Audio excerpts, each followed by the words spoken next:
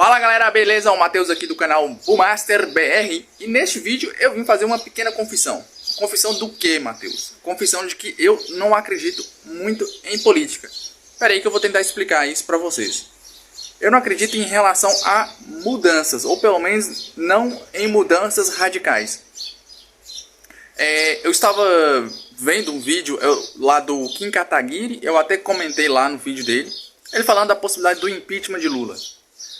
E eu não acredito que isso irá acontecer.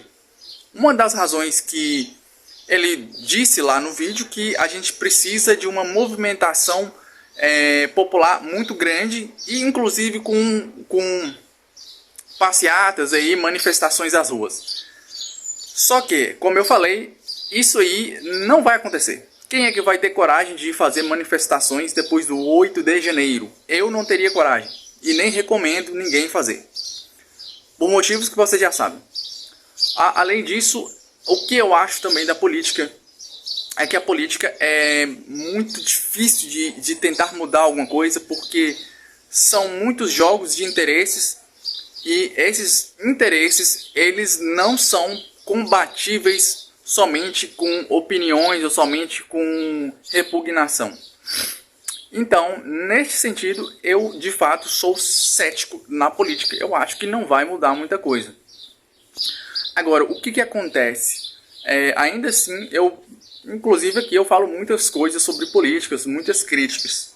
Apesar de que eu não acredito que vai mudar, pelo menos não radicalmente, essa mudança pode ser que ela seja gradual. E talvez uma mudança gradual que eu estou falando no termos de anos, mesmo, décadas. Essa geração mesmo, nossa, mesmo está lascada nesse país. Mas eu gosto de entender sobre a política, sobre analisar, sobre entender, pesquisar mesmo, para você ver o quão absurdo é a política que nós temos no nosso país.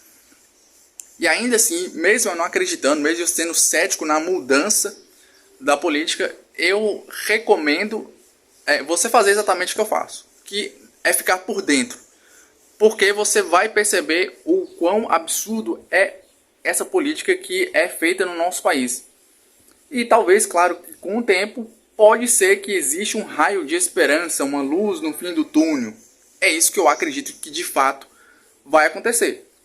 E como que isso não vai acontecer, a mudança positiva no curto prazo, talvez a gente vai começar a passar isso aí para as gerações mais novas, que também não conseguirá resolver tão cedo, até mesmo porque existe uma questão dentro da política que a gente pode interpretar lá na lei da ação e reação. E não somente na lei da ação e reação, porque toda ação produz algum tipo de reação, mas não somente isso, mas também na lei da inércia, né? Porque a política é de uma certa forma e ela tende a permanecer de certa forma. E muitas vezes ela permanece ruim, podre, do jeito que ela é, só que ela muda um pouco de cara, mas no fundo ela é a mesma coisa. A lei da inércia continua. O que é a lei da inércia?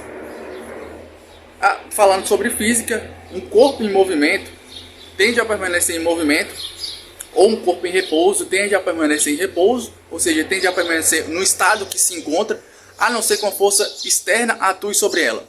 E a política pode ser explicada também pela lei da inércia.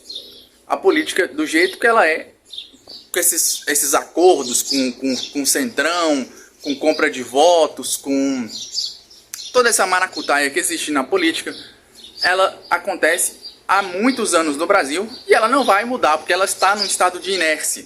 Para ela mudar, precisa de uma forte força externa que atue sobre ela. E essa força externa que atuaria sobre ela, que mudaria isso, seria o povo. Mas o que acontece? O que de fato ocorre é que quem controla o próprio povo é a questão política. Então, como que eles têm o controle, dificilmente irá mudar, né? Então, eu sou muito cético em relação a essa mudança. Mas, pode ser que, como eu falei também, pode ser que no longo prazo a gente consiga fazer alguma coisa. Mas no longo prazo, a longo prazo. Estou falando em décadas, não em meses ou anos, beleza?